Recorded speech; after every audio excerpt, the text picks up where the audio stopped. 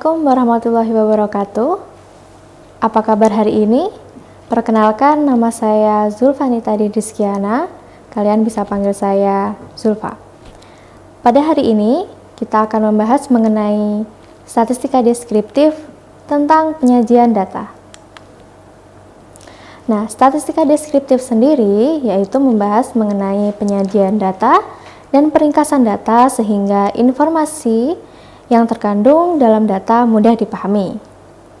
Nah, penyajian data itu ada dua, teman-teman, yaitu bisa ditampilkan dengan tabel atau dengan grafik. Dalam peringkasan data ada dua, yaitu ukuran pemusatan data. Mungkin kalian pernah belajar pada waktu mengikuti materi matematika di SMA, seperti rata-rata, min, modus, median, kuartil, dan lain-lain. Kemudian yang kedua yaitu ukuran penyebaran data, yaitu seperti contohnya ragam, simpangan baku, jangkauan antar kuartil, dan lain-lain. Nah, kita masuk ke penyajian data. Bisa kalian lihat pada data seperti yang di samping saya. Nah, coba kalian perhatikan. Menurut kalian, data dalam tabel ini termasuk data kualitatif apa kuantitatif? Kemudian, apakah data ini termasuk data diskrit atau data kontinu? Dalam tabel di samping ini ada nomor, jenis kelamin, tinggi, berat, dan agama. Kira-kira yang mana yang termasuk dalam data kualitatif? Mana yang termasuk dalam data kontinu? Nah, kita perlu tahu terlebih dahulu untuk menyajikan data sehingga nantinya penyampaian informasi dapat tepat sasaran.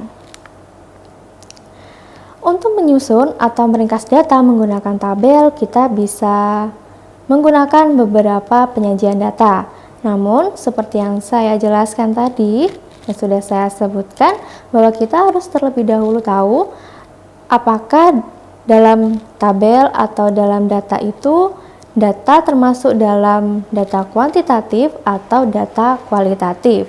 Kemudian nantinya setelah kita tahu apa jenis datanya, kita bisa lebih tahu dan bisa menunjukkan atau membuat penyajian data sesuai dengan jenis datanya. Nah, untuk data kualitatif seperti proporsi, presentasi, atau presentase. Nah, itu penyajian datanya dapat digunakan menggunakan tabel frekuensi atau tabel kontingensi seperti yang ada dalam gambar sebelah kiri ini ya. Kemudian untuk data kuantitatif kita bisa menggunakan tabel distribusi frekuensi kelompok dan tabel frekuensi kumulatif. Nah, untuk grafik sendiri, untuk data kualitatif kita bisa menggunakan bar chart atau diagram batang, kemudian juga bisa menggunakan pie chart. Untuk data kuantitatif bisa menggunakan diagram garis, histogram, box plot, dan scatter plot, seperti contohnya yang ada pada samping kiri saya. Nah, muncul tabel lagi ya. Untuk kita dapat menyusun tabel frekuensi, kita harus tahu dulu ya datanya apakah kuantitatif atau kualitatif. Nah, kalau misalkan teman-teman ingin mengkategorikan data yang ada di samping ini menjadi data menyajikan data menggunakan tabel frekuensi, maka sajikan data kualitatif atau kategori dalam bentuk frekuensinya terlebih dahulu. Kemudian, jika jumlah data mencukupi, tampilkan pula presentasenya. Nah, untuk tabel kontingensi digunakan untuk melihat distribusi dari dua data kategori atau lebih, dan bisa dalam bentuk baris, kolom, total sesuai dengan kebutuhan. Contoh dari tabel kontingensi bisa kalian lihat pada gambar di sebelah kiri. Nah, sekarang kita lanjut ke data kuantitatif. Data kuantitatif bisa disajikan dalam bentuk tabel distribusi frekuensi kelompok. Nah, tabel distribusi frekuensi kelompok ini digunakan untuk membuat pengelompokan data kuantitatif. Isi tabelnya terdiri dari selang kelas, frekuensi masing-masing kelas, frekuensi relatif masing-masing kelas. Cara untuk membuat tabel distribusi frekuensi kelompok yaitu yang pertama, tentukan jumlah kelas terlebih dahulu menggunakan rumus Sturgis Rule, yaitu K atau jumlah kelas sama dengan 3,3 kali log kali N plus 1. Seperti tampak pada kiri saya ya rumusnya. Nah, yang kedua yaitu tentukan lebar kelas atau yang biasa disimbolkan dengan I, yaitu X max atau jumlah data terbesar dikurangi X min jumlah data terkecil dibagi jumlah kelasnya. Langkah yang ketiga yaitu tentukan batas atas dan batas bawah dari masing-masing kelas. Yang keempat, tentukan tepi batas kelas. Yang kelima, list jumlah pengamatan pada masing-masing kelas. Dan yang terakhir, cari proporsi dari masing-masing kelasnya. Nah, kita coba untuk ilustrasi data banyaknya cacat suatu produk. Nah, ini adalah contoh dari ilustrasi data yang tadi, data yang kedua seperti slide sebelumnya ya.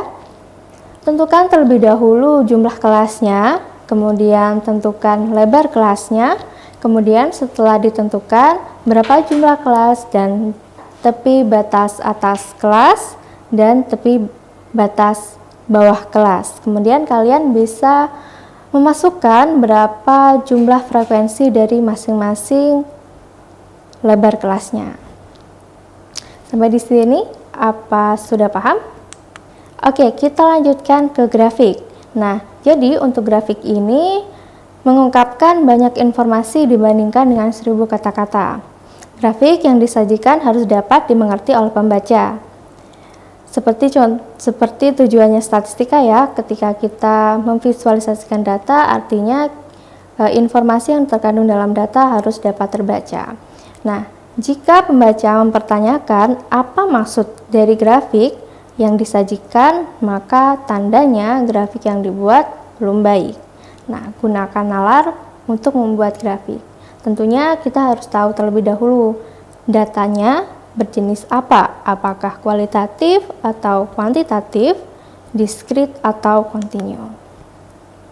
Nah, kemudian di samping saya sudah terpampang ada pie chart. Di sini yaitu persentase penggunaan medsos. Nah, pie chart sendiri digunakan untuk menampilkan data kategorik khususnya data nominal. Ayo, skala nominal itu skala apa? Apakah kalian masih ingat pada pertemuan sebelumnya? Nah, pie chart di sini menunjukkan distribusi data dalam grup atau bisa kita sebut persentase ya. Nah, pie chart ini disajikan dalam bentuk persen. Terkadang perlu menyajikan pula jumlah data atau frekuensi data supaya informasi yang terkandung bisa tersampaikan dengan tepat. Nah, selanjutnya ada bar chart atau diagram batang. Bar chart atau diagram batang berguna untuk menampilkan data kategorik atau data kualitatif. Nah, dapat pula digunakan untuk menyajikan data dari tabel kontingensi atau tabel ringkasan data. Tujuannya yang pasti untuk memudahkan kita membaca data dan informasi yang terkandung dalam data. Contohnya bisa dilihat di samping saya. Nah, untuk data kualitatif kita bisa menggunakan yang namanya scatter plot. Ilustrasi ada di sini ya. Kegunaan scatter plot untuk data kuantitatif yaitu yang pertama mengetahui penyebaran data, bagaimana data menyebar. Apakah penyebarannya terlalu besar atau mengumpul di satu titik tertentu. Nah, yang kedua yaitu untuk mengetahui tren. Yang ketiga, mengetahui apakah adanya pencilan atau tidak. Selanjutnya yaitu histogram. Histogram yaitu sebuah grafik dari suatu sebaran frekuensi. Bisa distribusi frekuensinya atau frekuensi relatifnya. Histogram digunakan untuk melihat distribusi dari data. yaitu untuk melihat ukuran penyebaran dan ukuran pemusatan data. Yang kedua, untuk melihat adanya data outlier atau data pencilan. Dan yang ketiga, mendeteksi adanya bimodus atau tidak. Contohnya seperti di samping kiri saya. Nah, kalian bisa lihat berbagai macam histogram. Histogram ini digunakan untuk data kuantitatif ya. Nah, bisa terlihat bahwa ukuran pemusatan relatif sama, namun ukuran penyebaran relatif berbeda untuk grafik yang ada di sebelah kiri saya. Nah, untuk yang kedua yang ada di sebelah sana, ukuran pemusatan relatif berbeda, namun ukuran penyebaran relatif sama. Jadi kita bisa melihat bagaimana ukuran pemusatan dan ukuran penyebaran dari data tersebut. Nah, di sini kita bisa lihat ya, bagaimana bentuk dari sebaran datanya. Kalau misalkan yang di ujung sendiri itu agak miring ke kiri, menjulurnya ke kanan. Yang di tengah ini adalah simetris. Dan yang terakhir, yang paling kanan sendiri yaitu miring ke kanan, menjulurnya ke kiri. Jadi ini adalah bentuk dari sebaran data, teman-teman. Nah, kembali ke ilustrasi 2 yang di slide sebelumnya. Berdasarkan tabel sebaran frekuensi tersebut, maka tampilan histogramnya seperti yang di sini ya. Nah, apa arti dari histogram ini? Yaitu sebagian besar berusia kurang dari 50 tahun, sedangkan frekuensi paling banyak berada pada usia 44 tahun. Nah, bentuk sebarannya otomatis tidak simetris ya, karena terdapat dua kelompok usia, kurang dari 50 tahun dan lebih dari 50 tahun. Artinya ada bimodus, teman-teman. Jadi kita dapat mengetahui sebaran datanya seperti apa pada penggunaan histogram. Nah, yang terakhir adalah box plot. Bagaimana cara untuk membuat box plot? Yaitu yang pertama, kita membuat statistik 5 serangkai terlebih dahulu yang terdiri dari nilai minimum, Q1, Q2, Q3 atau yang biasa kita sebut dengan kuartil, kemudian nilai maksimum. Nah, yang kedua yaitu menghitung IQR atau jarak antar kuartil, yaitu dengan mengkurangkan Q3 dikurangi dengan Q1. Yang ketiga yaitu menghitung pagar dalam atas dengan cara Q3 ditambah 1,5 IQR atau jangkauan antar kuartilnya.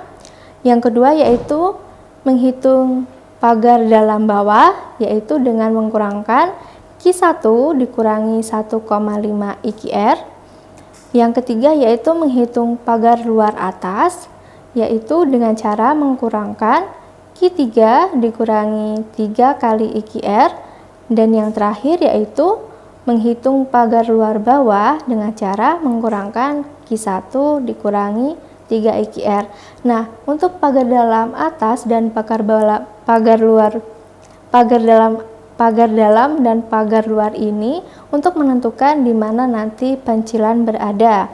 Jadi, box plot ini digunakan tidak hanya untuk mengetahui penyebaran, tapi digunakan untuk mengetahui kesimetrian data.